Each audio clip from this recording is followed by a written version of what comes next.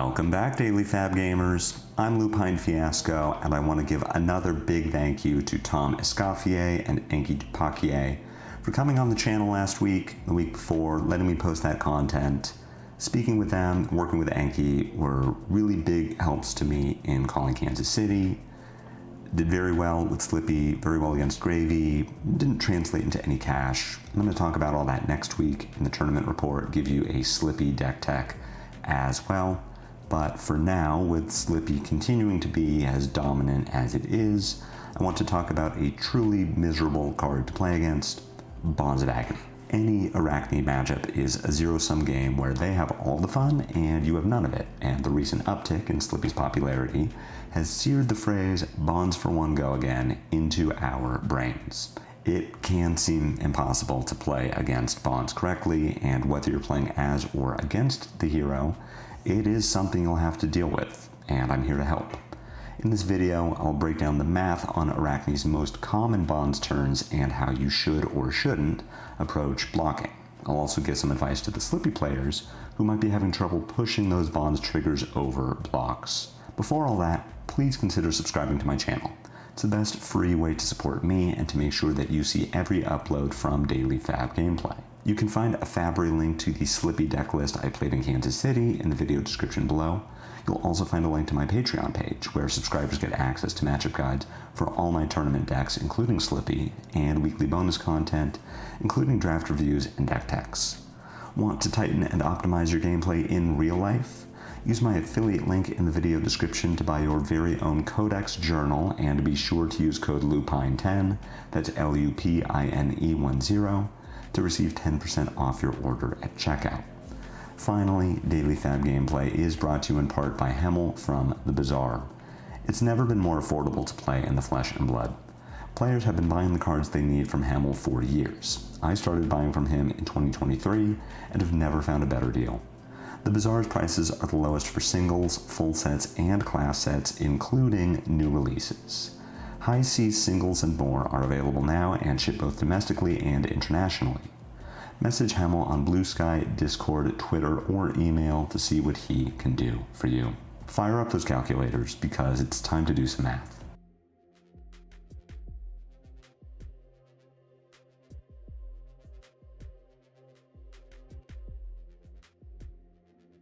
Let's start by identifying the most common Bonds attack powers and how Arachne gets to them. These powers are 1, 4, 7, 9, and 10. When playing as or against Marionette, add 1 to each of these powers to account for its hero power. An attack power of 1 means that Bonds was activated and then snagged. An attack power of 4 means that Bonds was activated by 3 on-board attack reactions, most commonly Mask of Perdition, Redback Shroud, Flick Knives, and or Black Tech Whisperers, or Snapdragon Scalers. An attack power of 7 means that Bonds was activated by 2 onboard reactions and a +3 attack reaction, most commonly Razor's Edge or Take the Mantle. An attack power of 9 means that Bonds was activated by 2 onboard reactions and Justinic, and an attack power of 10 means that Bonds was activated by 1 onboard reaction and 2 +3 attack reactions. I don't recommend considering Bonds attack powers beyond 10, as they involve some unlikely combinations of cards, like 2 Justinics or 3 +3 attack reactions. And if your opponent ends up with a 19 power Bonds and you couldn't snag it, then you weren't meant to win that exchange. So then, returning to the realm of statistical probability, these 5 common attack powers help us decide whether we can afford to block a Bonds, and more importantly, how we're supposed to do it. The easiest answer is to have a snag. If you do, throw a 1-block piece of equipment, or 2-block when facing Marionette, in front of the Bonds and wait for the Arachne to finish going off before ruining its day. We need to block here because even after being snagged, Bonds is still active. With no blocks in its way, an active Bonds for 1 will still take cards from your hand and deck. Keep in mind that Shred and Tarantula Toxin will reduce the block value of your armor and isn't affected by snag.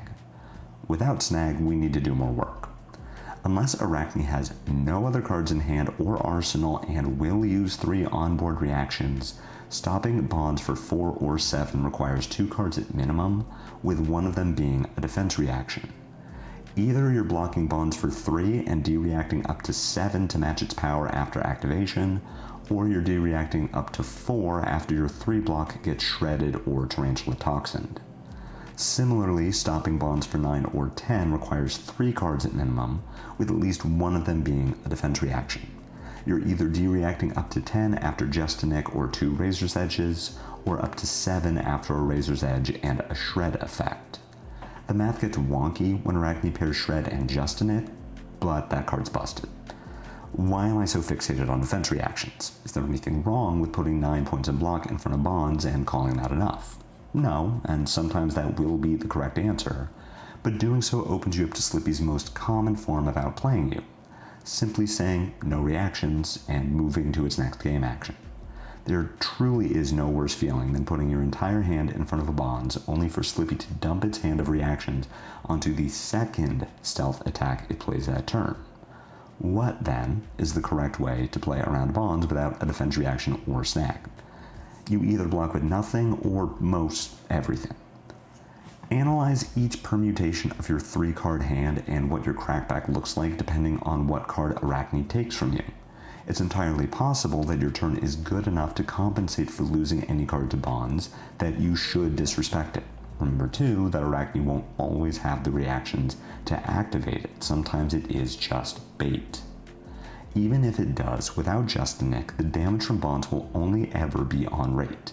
A 1-card 4, 2-card 7, 3-card 10, or 4-card 13 isn't anything impressive, even considering that it takes extra value by getting a card out of your hand. The true value of bonds comes from punishing you for overreacting or reacting poorly to it.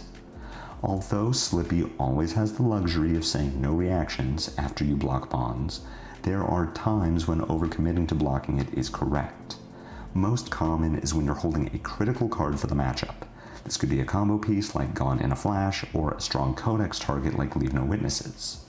Rather than risk losing that card and all other copies for the rest of the game, it can be smarter to block with it.